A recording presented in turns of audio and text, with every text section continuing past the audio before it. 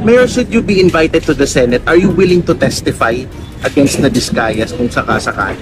Wala namang invitation sa akin sa ngayon. Pero you will attend kung sakaling papuntahin kayo, sir? Kahit sino naman po, hindi naman yan kung gusto o hindi. Pag sila nagpatawag, required po yun. Your comment on what happened yesterday, sir, na mga 12 sasakyan ng mga Discaya yung nakumpiska ng Bureau of Customs, so nasa custody ng BOC? Wala na po akong additional comment, sir. Bahala na po ang customs. Pero ang importante, yung mga infrastructure projects na hindi na maulit. Kasi paulit-ulit na yung nangyayari sa atin eh. Kailangan po matigil na yung mga kalakaran na alam naman natin. Kami sa gobyerno, alam natin nangyayari ito. Kayo sa media, alam niyo nangyayari ito. Mr. Chair, excuse me. Mr. Chair, because the last time I was here, I was only allowed 2 questions by you. And yet, mga kasamahan ko rito, bilang respeto sa mga kasamahan ko, they were allowed na 1 to sawa. Dapat maging fair ka, Mr. Chair. Pag sinabi mong 2 questions, 2 minutes talaga, you have to stick with it. You're not being fair, Mr. Chair. I am fair kasi nandito ka sa... No, kasi nung last time, sabi mo sa akin 2 questions lamang. Sabi mo 1 question. Sabi ko, tinitipid mo ako, sabi mo 2 questions. And now, pinapayagan mo kahit na ilang questions. Be fair, Mr. Chair. Wala na po tayong pre-audit, kaya po ang nagbabayad ay ang pumipirma na lang po. Wala akong pakialam sa pre-audit. I'm not asking you about the pre-audit. Meron kayong post-audit eh. Yes, Your Ito Honor. nangyari, ghost project eh. Opo. Tapos na tapos pero walang nangyari. St. Timothy and I think Wawaw is here. Yeah, St. Timothy, meron kayong ghost project sa Bulacan? Mr. Chair, wala po. Burning po. Yeah, can you answer yes or no? Ghost project? I invoke my right of self-incrimination, Your Honor. Okay. Ano? Can you repeat your answer? Wow. Can you repeat your answer, Mr. Arevalo? I invoke my right for self-incrimination, Your Honor. My God. Dahil may mga usapin po na kakasuhan yung mga kontraktor ng DPWH po at parte ng ulat ng Senado na magpagrekomenda ng paghahain ng kaso laban sa resource person, ang payo ng aking mga abogado ay huwag magsalita sa panahon na ito dahil anumang pahayag ko sa pagsisiyasat. May binabasa ka ba? Ginawa ko po, Your Honor. Ano binabasa mo? Pasensya po kasi kinakabahan po kasi po. Yes, Mr. Chairman. I'm just disappointed, Mr. Chairman, kasi ang bihira ka. Sasagot ka ng ganyan. Ghost project. Parang tinatanong ka kung tao ka, hindi mo alam kung tao ka.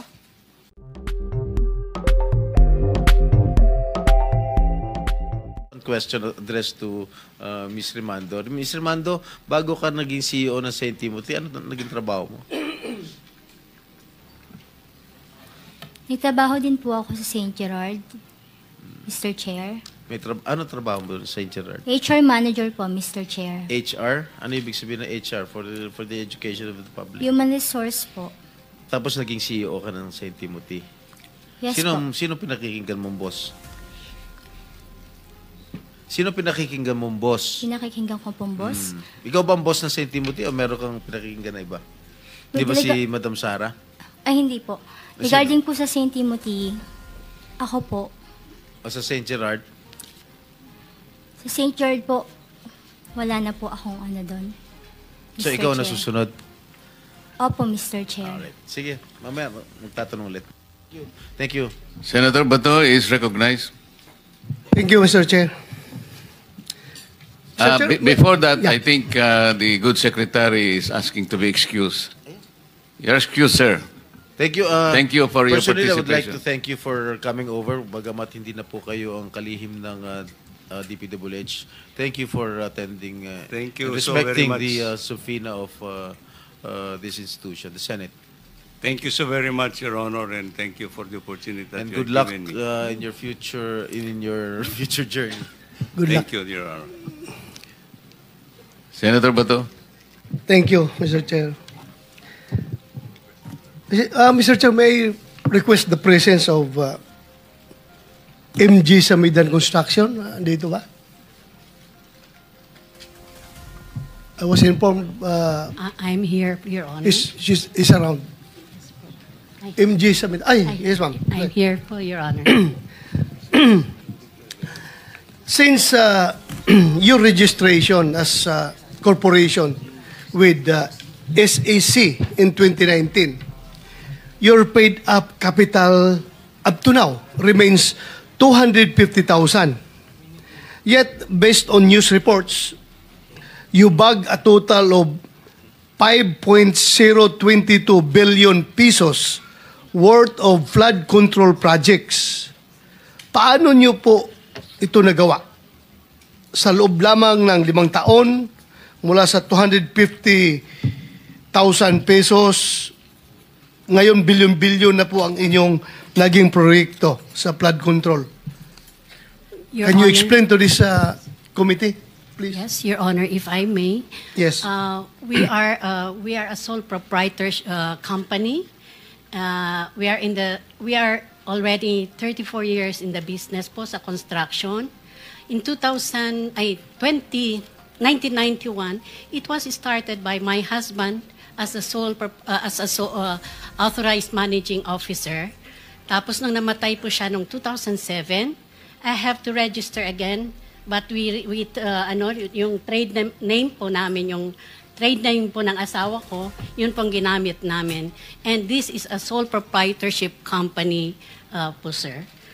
In 2019, though, I've registered this company, but it's MG Samidan Construction and Development Corporation, with the purpose sana of incorporating po, may magpa-transition sana sa corporation yung sole proprietorship. But nung nangyari na po yung COVID, hindi na po natuloy. So we have been using this sole proprietorship company until today, sir, Your Honor. Yes, ma'am. Thank you for that. Dito muna tayo mag-focus sa 5.02 billion from 2022 to 2025. Saan po itong mga flood control projects na ito makikita? Mostly sa CAR po, Your Honor. Lahat ito, Cordillera region? With yung may nearby provinces lang po sa may La Union at Pangasinan. Pero mostly po sa CAR region po. Direktahan na kita, ma'am. Itong flood control projects niyo na ito, na 5.02 billion pesos. Mayroon bang ghost project nito? Wala po, Your Honor. So kung isa-isahin natin yan, puntahan natin from lahat ng ginawa nyo, from 2022 up to 2025, wala talaga tayong ma-identify na ghost project. Wala po, Your Honor. So, thank you for that answer. I hope so na wala. Otherwise, kung may makita tayo later on, you are under oath. I suppose you know the consequences. Yes po, Your Honor. Thank you, ma'am. Thank you. At Thank you po.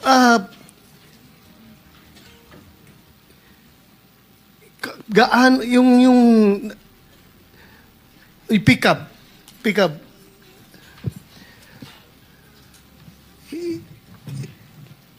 yung accreditation ninyo na ganito, nag-start lang sila sa 250,000 pesos.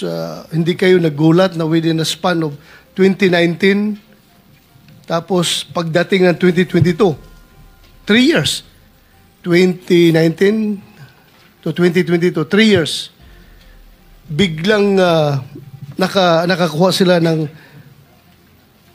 billion na projects. Hindi ba kayo nagtataka nito? Your Honor, PICAP doesn't have an idea regarding the projects that a certain company secures.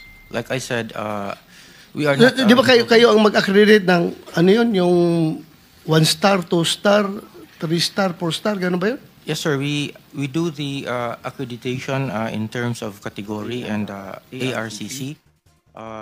But it is the basis for the implementing agency to qualify that particular contractor on the basis of the categorization and the ARCC. Categorization from E to quadruple A is a measure of the capacity of a contracting company. But like medium A, small a, large B is a measure of the capability of the company. So that means that even if you are a quadruple A company, if your ARCC is small a, then you cannot do billions and billions of projects. And for example, medium A is only until 150 M. So that is on a per contract basis, Your Honor. So every time they bid, they're only allowed to bid for a project until 150 M. Chairman, I think the question of Senator Bato, with a company having a 250,000 paid up capital, that very minuscule amount paid up capital doesn't come into the picture in issuing a categorization for her license? Wala Yeah. bang bearing yun? Yun ang tanong niya. Your Honor, the basis of a financial of a worth of a company is based on its net worth. Yeah, its net worth in 2019 was 39,484,000. Yeah. Now, the 250,000 pertains to their corporation, but until now, they don't have a license for their corporation. What do you mean? What corporation? Itong Samidan, Your Honor. Samidan? Yeah. Walang lisensya ito? No, they have sole proprietorship, Your Honor. They do not have a license for their corporation. Is that correct, ma'am? Okay. So you are saying that even a sole proprietorship can be given license by the PICAB, Yes, Your Honor. There is no prohibition. notwithstanding the fact that he or the company has only 250,000 paid up capital, according to Senator Bato. First of all, what is the category of your license? If I may explain it po. Hindi, anong category niyo ba? General Engineering A. But we are not using the corporation po. We are using the sole proprietorship. The corporation. Yeah, I has think no- that's very clear already. Wala pa kayong lisensya. So ang ginagamit nyo is sole proprietorship. Ang tinatanong namin, ano pong category ng inyong lisensya? It's registered at PICAP as General Engineering A po. A. A po, yes po, Your So Honor. pagka A po kayo, ang allowable range of contract is only 300 million. Tama? Sir, nakakabid po kami according to experience and according po sa sinabi. Doesn't matter kasi merong merong range eh. Yes po. Kapag ka quadruple A ka or triple A up to large B, merong yan eh. That will be 450 billion. Ngayon ang tinatanong kasi Senator Bato, sa nakikita ko, nakakakuha ka ba more than or up to 300 million? Ay, hindi po, Your Honor. Hindi, kasi lalabas ito. Yes, as You are under oath kapag napatunayan na with your category A, nakakuha ka ng more than 300 million, then you will be charged as lying. Baka makontempt ka. So, nakakasiguro ka na hindi ka nakakuha ng 300 million? isang single project po yun, Your Honor. Di ba yan ang usapan, Mr. Chair?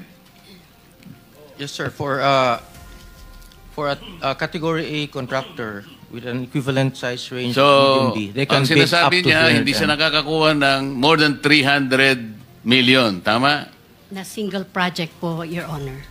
Senator Yeah, just be sure, mama, kasi within the span of 3 years, 5.022 billion. Pag didetalyahin natin yan, baka mamaya may lalabas dyan na more than 300. I'm just cautioning you. Kasi pag ang ginawa mo, bin-recap mo, ito yung splitting of contract. Halimbawa, 500 million. Ang ginawa mo in cahoots with the DPWH district engineer, 100, 100, 100, o in-split mo yung contract. Then you were able to circumvent the law. So you have to be very careful. Baka sinasabi mo per contract. Oo nga, pero in-split ninyo because malalaman po namin yun eh. In the end, you will be confronted with the reality na nagsinungaling po kayo dito. Kaya sinasabi namin kanina pa, yung totohanan lang. So, wala kayong in-split na contract? Wala po, Your Honor. O sige, tingnan natin. Senator Yeah, Mr. Chair, according to records, ma'am, you have 58 flood control projects totaling to 5.022 billion. So, siguruhin po ninyo na out of the 58, walang lampas sa 300 doon. Otherwise, 58 flood control projects.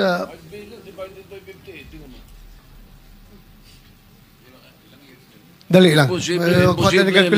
Mr. Chairman, imposible. 5 billion, 5 billion divided by 58. Oh. Let me help you, madam.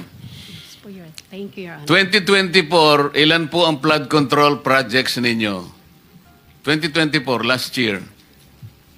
I'm not aware po sa numbers, but since 20... Hindi po kita matutulungan kung hindi nyo alam. Yeah. 2024, ilan po yung projects ninyo? Lahat? Sa flood control projects po, from 2022 to 2024... Hindi nga 2024 lang, para sandali lang tayo. I cannot recall for... O ngayon, 2025, ilan ang pinoprosecute ninyong flood control projects? Sa ngayon pong 2025, wala pong na-award. Wala kayong project ngayon? Sa flood control po, Your Honor. 2024, hindi mo ma-recall. Yes, what I prepared is only from 2022 to 2025 that we have 58 flood control projects po, Your Honor. Were you able to execute several projects at the same time? Halimbawa, sa isang taon, 10 ang inyong ginagawa. Pwede ba yun? Yes po, Your Honor. Okay. Sabihin na lang natin 10 ang projects nyo in 2024. Ilan pong technical people ang hawak ninyo to dedicate them sa 10 projects which you are executing all at the same time? We have several people po. I'm not talking about several people. I'm talking about technical people and technical equipment. Each project must have dedicated personnel. Project A, for example, meron kang 5 na engineers dyan. Iba-iba ang katungkulan yan. Hindi mo pwedeng gamitin yon sa ibang project. Yes, po, Your O, 10 yun. Sabi kanina, inamin mo, there are 10 simultaneous projects being undertaken by your company. Ang ibig mo ang sabihin, kung 5 tao yon, meron ka 50 engineers? May organizational chart po na nakalagay doon. Madam, I'm not talking of the organizational structure. We're talking about your ability to execute 10 projects at the same time. Lalong-lalo na, yung iba nasa Mindanao, yung iba nasa Cebu, yung iba nasa Baguio, isa sa Batangas. You cannot do that. Otherwise, magsisinungaling ka dito. Kasi malalaman po natin ito. Kaya ganito yung pagtatanong namin para makita natin. Kasi kapag sinabi mong you can execute 10 projects in 1 year, kailangan mong magkaroon at the very least 50 engineers. Kasi ang gagawin ninyo, yung nakadedicate sa Project A, yun din ang Project B, Project C. Hindi po pwede yun. Sa kontrata po at sa batas, hindi pwede yun. So kung meron kang 100 engineers sa pool mo, babayaran mo lang ba ng 100,000 na isang... You will have an overhead of about 10 million per month. Hindi kakayanin ng isang kumpanya yun. So lilitaw po at lilitaw. Yun po yung tinatanong ni Senator Bato. Sir, continue. Mr. Chair, 58 within 3 years. So hindi lang 10 yan kung divided by 3 yung 58. Example, thank you. 10 example lang, sasabit ka na eh. Yeah, thank you, Mr. Chair. With the indulgence of the gentleman from Davao, Mr. Chair, may we invite the Government Procurement Policy Board or GPBB. Kasi po, Mr. Chair, dito po sa listahan na hawak ko rito, isa si MG Samidan Construction na sinasabi sa GPBB ay may poor, unsatisfactory CPS rating.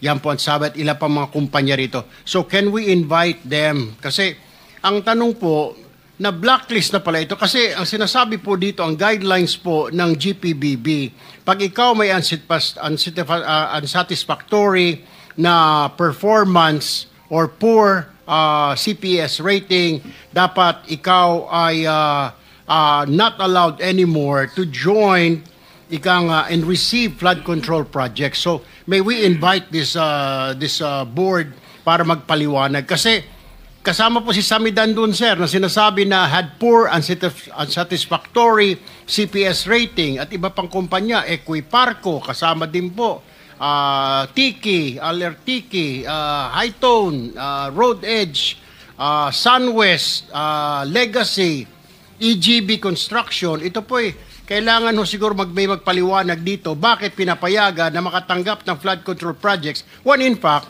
they were already deemed yung kanilang proyekto unsatisfactory, Mr. Chair, at bakit nakakuha pa rin ito ng proyekto mula sa DPWH, Mr. Chair. So may we invite the GPBB to join us on the next hearing, Mr. Chair. Yes, Mr. Senator. And before we continue, let me acknowledge Senator Mark Villar's presence. So, continue, Senator Bato. Yes, You have last still, question, Mr. Chair. Last question. You still have 1 minute. Yeah. Andito bang COA? Sinong COA representative? Morning po, Your Honor. Yes, ma'am. This is on ghost projects already paid. BIR Commissioner Romeo Lumagi Jr.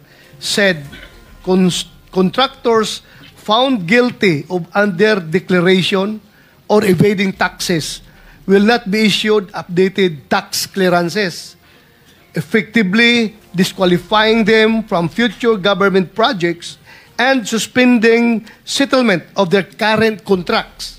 He addressed reports on ghost flood control projects, which the government had fully paid for and declared as completed, but which, upon subsequent verification and validation, were discovered to have never been actually constructed or physically undertaken. Malinaw na sa BIR report na ito na may mga proyektong fully paid pero hindi naman ginawa. Paano nakakalusot ito sa inyong post-audit at bakit hindi kaagad nakikita bago ma-release ang final payment? Can you respond to that, Yes, sir. Mr. Chair? Your Honor, the audit team or the audit teams under the DPWH has already issued notices of disallowances based on the absence or non-submission of the disbursement vouchers and dun din po sa mga may technical deficiencies noted by the audit teams po. Yun nga. Itong mga project na ito nga, na verified, validated, na ghost projects talaga, hindi ginawa. So ano nga ang papel ng COA dito? Hindi ninyo ito nakita. Sabi mo, granting na post-audit ginawa ninyo. Yes po. Pero ito fully paid na eh. Yes, so Your we Honor. presume na Yes, nag-conduct na kayo ng post-audit dito. Meron na po, Your Honor, hindi po siya na post-audit, kaya po nag-issue na po si auditor ng notices of disallowances para doon po sa mga projects na yun, Your Honor. At doon sa mga hindi po sinubmit na disbursement vouchers po. Are you happy with her answer, Senator Bato? I'm not satisfied, Mr. If Chair. I may I'm not satisfied. provide po, Your Honor, for... Ang tinatanong niya po, Madam, Yes po. paano nyo inaudit yung ghost project? Yes, Your Honor. Doon po sa case po kasi ng Bulacan, Your Honor, marami pong hindi na-submit na disbursement vouchers. So, hindi naman, kahit several... Ang ibig nyo sabihin, nagdidepende lang kayo sa mga papeles, sa dokumento? Hindi po, Your Honor. Kaya nga po, dahil hindi po sila nakapag-submit, nag-issue na po ang audit teams ng notices of disallowance. Hindi Kayo, mahirap, Mr. Chair, mahirap na puro lang tayo notice of disallowance na klarong-klaro na ito na ghost project. Yes, Your Honor. Yung hindi po kasi pag-submit ng account, sir, or yung disbursement vouchers, pwede pong kasuhan din yung mga persons liable na hindi nag-submit doon sa... Hindi, huwag mo na akong huwag mo akong dalhin doon sa mga papel yan, mga disbursement na yan. Kuha.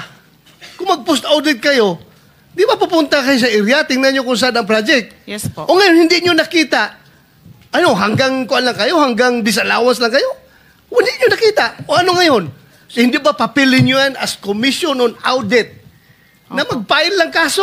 Yes po, Your Honor. Yun po yung susunod na hakbang. Ay, susunod. po ng Kailan COA. pa susunod? Kasi, naubos na ang pera ng gobyerno ito. Nabayaran na lahat itong project na ito na hindi nagawa.